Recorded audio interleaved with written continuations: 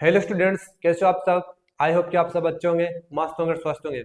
Students, मैं आप सभी का डायमंड साइंस क्लासेज के इस ऑनलाइन प्लेटफॉर्म पे बहुत बहुत स्वागत करता हूं। स्टूडेंट्स, हम पढ़ रहे हैं 10th क्लास साइंस का पहला चैप्टर, जिसका नाम है रासायनिक अभिक्रिया एवं समीकरण, जो कि मैक्सिमम 6 अंक का है। और आज इस चैप्टर की ये अंतिम कक्षा रहने वाली है, क्योंकि इस चैप्टर में आज जितने भी इंपॉर्टेंट क्वेश्चन है उसके बारे में हम चर्चा करने वाले हैं। तो चलिए स्टूडेंट्स, कौन कौन से क्वेश्चन इस चैप्टर में बहुत ज्यादा इंपॉर्टेंट है, जो कि Rajasthan board, MP board, UP board और बिहार बोर्ड में बहुत सी बार ये क्वेश्चन पूछे जा चुके हैं, और इस बार भी संभावना बनती है कि ये क्वेश्चन एग्जाम में आ सकते हैं। तो स्टूडेंट्स, इसमें सबसे पहला जो क्वेश्चन है वो इस प्रकार से है, किसी पदार्थ एक्स के विलयन का उपयोग सफेदी करने के लिए होता है, तो पदार्थ एक्स का नाम तथा इसका सूत्र लिखिए। यानी कि आपके पास कोई पदार्थ है जिसका नाम एक्स है, अब उस एक्स विलयन का उपयोग हम करते हैं सफेदी करने में, तो उस एक्स पदार्थ का नाम बताना है और साथ में आपको उसका सूत्र भी लिखना है।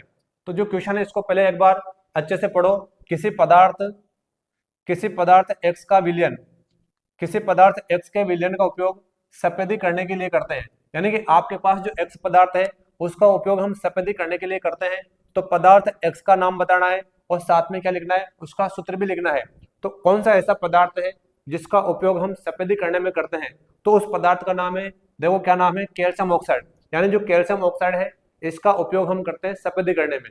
और जो कैल्शियम ऑक्साइड है इसको हम कहते हैं बिना बुझा हुआ चूना। यानी जो कैल्शियम ऑक्साइड है इसको हम क्या कहते हैं, बिना बुझा हुआ चूना।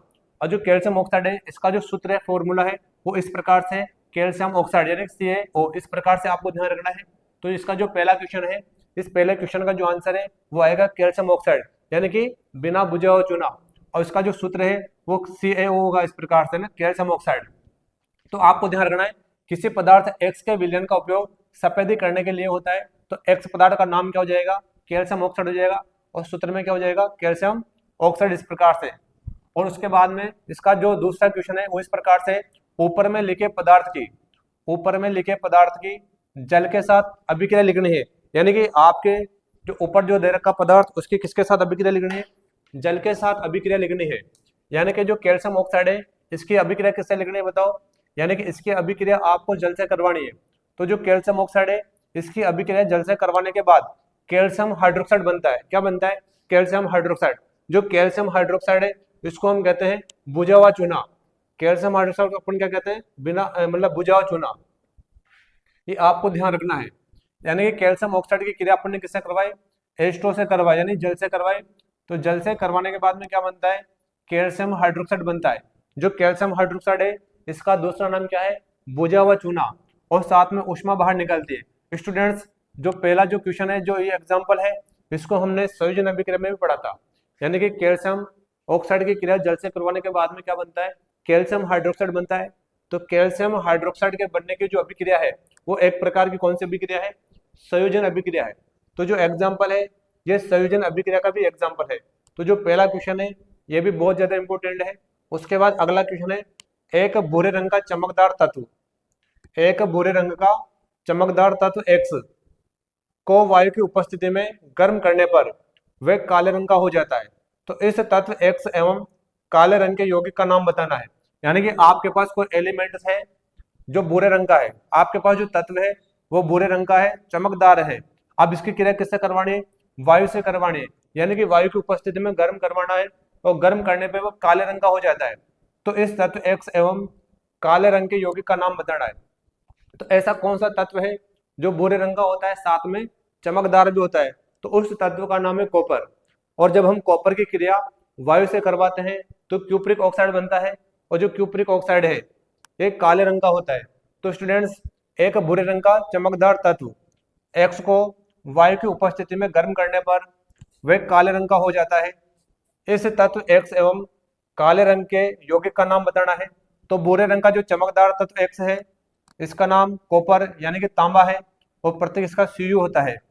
और साथ में यौगिक का नाम क्या हो जाएगा, क्यूप्रिक ऑक्साइड, क्योंकि जो चमकदार तत्व भूरे रंग का है वो कॉपर है। अब कॉपर की क्रिया किससे करवाने, यानी कि वायु से करवाने, यानी कि ऑक्सीजन से करवाने। तो ऑक्सीजन से करवाने के बाद में क्या बनता है, क्यूप्रिक ऑक्साइड बनता है, जिसकी समीकरण इस प्रकार से है।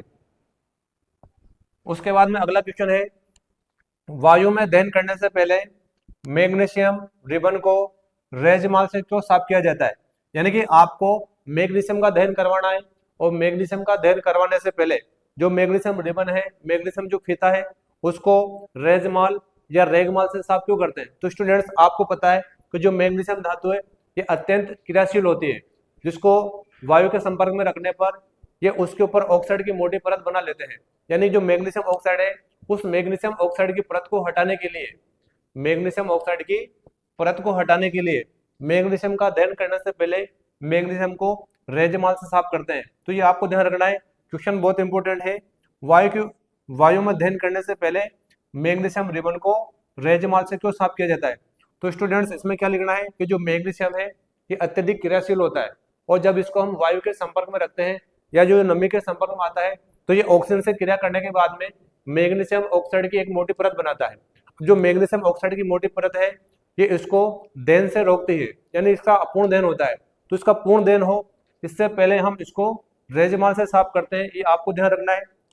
उसके बाद में चौथा क्वेश्चन है, जल के विद्युत अपघटन के कारण, जल के विद्युत अपघटन के कारण एक प्रणाली में एकत्रित गैस की मात्रा, यानी कि आपको क्या करना है, जल का विद्युत अपघटन करना है, और जल के विद्युत अपघटन करने के बाद है ना एक प्रणाली में एकत्रित गैस की मात्रा दूसरी से दुगनी क्यों होती है?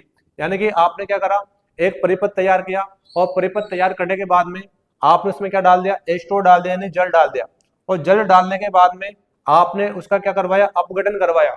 तो अपघटन करवाने के बाद में जो दो प्रणालियां होती है, दो प्रणालियां, एक प्रणाली में आती है हाइड्रोजन गैस और दूसरी प्रणाली में ऑक्सीजन गैस आती है। तो उन दोनों गैसों में से आपको बताना है कि किस गैस की मात्रा दुगनी होती है और क्यों होती है।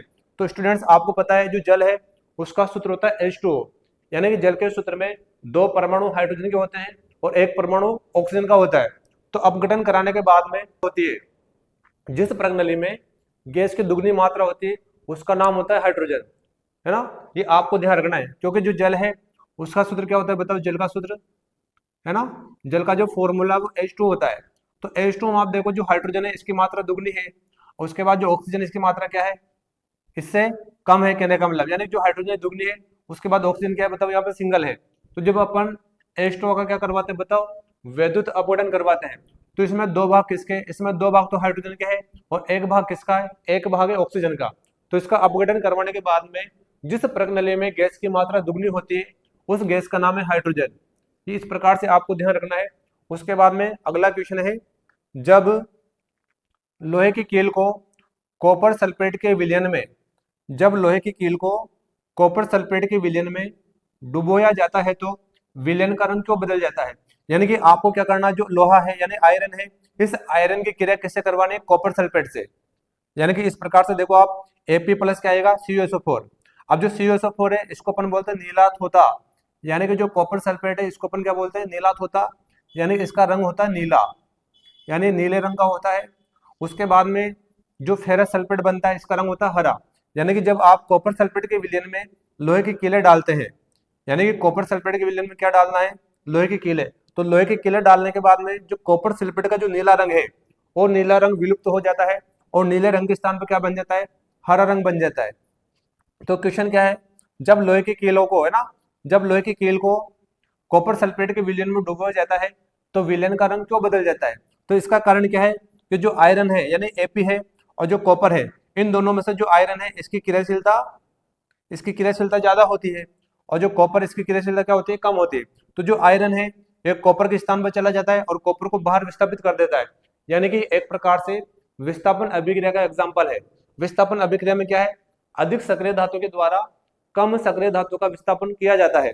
तो इस प्रकार से अपन ने जो आयरन है, आयरन की क्रिया किससे करवाई बताओ, कॉपर सल्फेट से। तो इसमें से जो कॉपर है ये तो बाहर निकल जाएगा, अब कॉपर के स्थान पे क्या जाएगा, आयरन आ जाएगा। तो जो लोहे की कीलें डालने के बाद में जो कॉपर सल्फेट का नीला रंग है ये विलुप्त हो जाता है, और विलयन का रंग कैसा हो जाता है, हरा हो जाता है। तो इस प्रकार से आपको ध्यान रखना है। जो 5 क्वेश्चन है ये पांचों के क्वेश्चन बहुत ज्यादा इंपॉर्टेंट है, और राजस्थान बोर्ड में या कोई से भी बोर्ड हो उसमें आने के बहुत ज्यादा चांसेस है।